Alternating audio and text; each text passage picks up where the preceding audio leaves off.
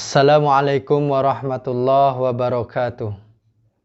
Innal hamdalillah assalatu wassalamu ala Rasulillah Sayyidina Muhammad ibn Abdillah wa ala alihi wa sahbihi wa man wala wa ba'du. Alhamdulillah saudaraku, dalam kesempatan ini kita bisa berjumpa lagi. Kita akan membahas tentang alam kubur, apa-apa saja yang bisa menyelamatkan dari siksa kubur untuk diri kita yang masih hidup ini. Baiklah saudaraku, pernah kita membayangkan bagaimana kehidupan sesudah mati kita? Karena mati bukan akhir dari kehidupan saudaraku, tapi mati adalah awal dari kehidupan. Dari sanalah kita akan memulai hidup yang baru, yaitu di alam barzah. Tergantung amal kita seperti apa di alam dunia ini. Apakah amal kita baik atau buruk? Dalam kesempatan ini, saya akan menerangkan dari kitab Daqaiqul Ahbar. Apa-apa saja yang perkara yang bisa menyelamatkan siksa kubur. Di sini diterangkan. Qala al-faqih Abu Laits rahimakumullah. Man aroda an yanju min azabil qabri.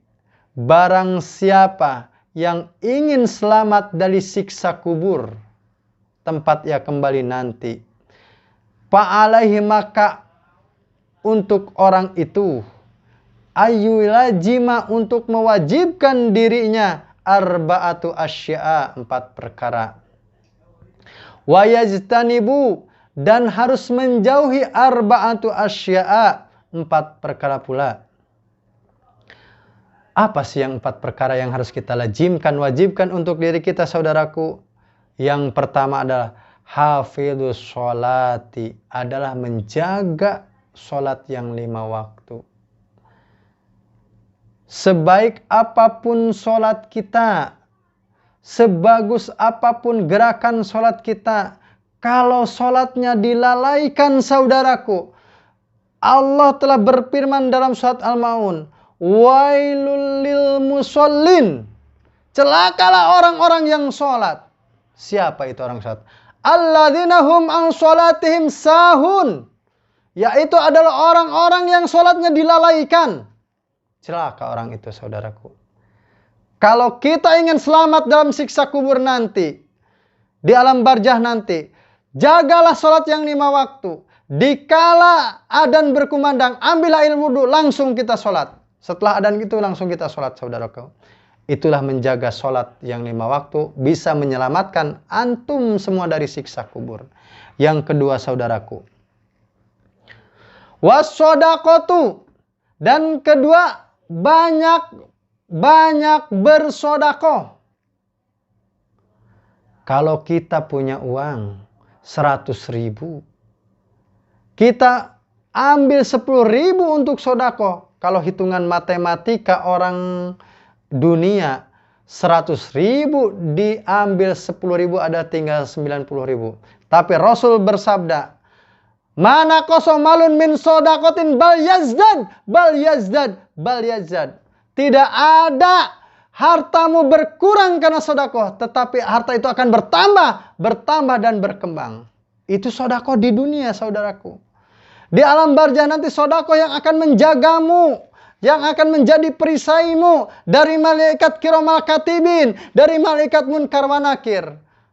Dalam hadis lain diterangkan, tidak ada jalan dari kepala, dari kiri, dari kanan, dari atas, dari bawah, untuk malaikat untuk menanyaimu. Dengan apa? Perisaimu adalah pertama salat, kedua sodakoh. Yang ketiga, qiraatul Quran.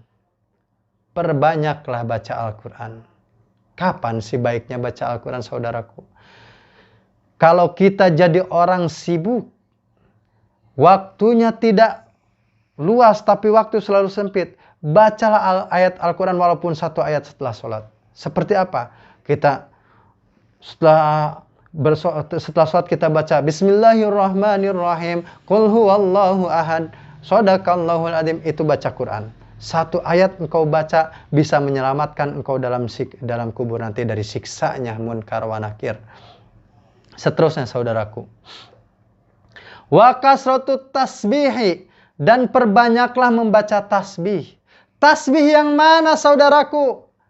Seperti ini. Subhanallah walhamdulillah wa la ilaha illallah wallahu akbar wa la haula wa la quwwata illa billahil aliyyil azim. Itulah tasbihnya. Antum mampu baca 3 kali dalam sholat, baca 3 kali. Antum mampu baca 1 kali dalam sholat, baca 1 kali tasbih itu. Niscaya tasbih itu akan menjadi perisaimu dari munkar wa nakir dan kiramal katibin untuk menanyaimu dan menyiksamu. Itu yang harus kita wajibkan dalam kehidupan sehari-hari adalah 4 perkara tadi. 1, sholat, menjaga sholat. 2 adalah bersodakoh. 3 adalah lazimkan membaca Al-Quran. 4 adalah melazimkan diri banyak-banyak membaca tasbih. Selanjutnya saudaraku, yang harus kita jauhi dalam kehidupan kita itu ada 4 perkara. Yang pertama, al-kadhibu. Yang pertama adalah berbohong. Jangan sedikit-sedikit antum bicara dicampuri bohong. Niscaya antum disiapkan dalam kubur antum, disiapkan dalam alam barzah antum adalah siksanya Allah Subhanahu wa taala. Dengan apa? Berbohong. Jangan sedikit-sedikit antum bersumpah demi Allah. Jangan sedikit-sedikit antum bersumpah demi Rasulullah. Apalagi kalau kita lihat realita dalam kehidupan sehari-hari, banyak pedagang yang bicara modalnya aja tidak sebelum segitu, itu ada sudah bohong. Padahal sudah lebih dari keuntungannya. Satu yang bohong tidak harus kita jauhi. Yang kedua, wal khianatu. Khianat di sini ada 2 saudaraku. Khianat yang datangnya kepada Allah, dan yang kedua khianat yang kepada sesama manusia. Kita bicara khianat kepada Allah. Pertama, Allah membebankan ke dalam Islam, ke dalam diri seorang muslim 1 sholatnya, 2 puasanya, 3 zakatnya, 4 adalah naik hajinya. Kalau kita tidak mengerjakan yang 3, yang 4, yang nomor 4 adalah bagi yang mampu. Yang 3, kita tidak mengerjakan sholat, kita tidak mengerjakan puasa, kita tidak menunaikan zakatnya kalau kita sudah berharta. Itu adalah engkau berkhianat kepada Allah. Hati-hati saudaraku, itu adalah sebaik apapun ibadahmu atau sebaik apapun kamu di dunia ini, kalau kamu berkhianat dalam pembebanan agama dari Allah, kamu akan disiksa dalam kuburmu. Yang ketiga adalah wan namimatu, dan mengadu domba, menjelek-jelekan orang lain. Dari sana ucapan orang A datang ke sini ditambah A tambah B tambah C, itu adalah mengadu domba. Hati-hati, itu pekerjaan para antum semua, orang-orang yang masih mulutnya sering mengadu domba orang lain. Hati-hati, hei antum semua. Kami peringatkan untuk antum, janganlah engkau banyak-banyak berbicara. Lebih baik kalau tidak bicara tidak ada guna, mendingan engkau diam. Karena diam itu akan menyelamatkanmu daripada engkau berbicara sedikit-sedikit ditambahi adu domba menjelek-jelekan orang lain. Hati-hati, kubur sudah menantimu akan siksa-siksa untukmu. Yang terakhir adalah wal baulu alal badani, dan kencing sambil berdiri. Itu adalah pekerjaan orang-orang laki-laki. Kebanyakan dalam diri kita, wahai saudaraku, siapapun kita tidak sadar. Kita kalau datang ke toilet umum, disediakan tempat kencing, kita berdiri kencing. Padahal dari kencing itu engkau akan disiksa dalam api neraka. Engkau akan disiksa dalam kuburmu. Hati-hati saudaraku. Kalau kencing berjongkoklah. Jongkoklah kalau kencing. Dimanapun engkau kencing, jongkoklah. Di WC umum sekalipun engkau masuk ke dalam WC-nya, engkau jongkok sambil kalau mau kencing. Karena kata Nabi seperti apa? Nabi menerangkan adalah orang-orang yang kencing sambil berdiri itu adalah awal pertama siksa kubur untuknya. Hati-hati saudaraku.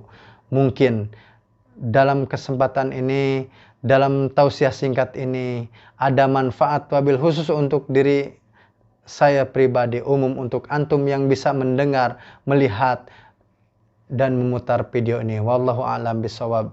Assalamualaikum warahmatullahi wabarakatuh.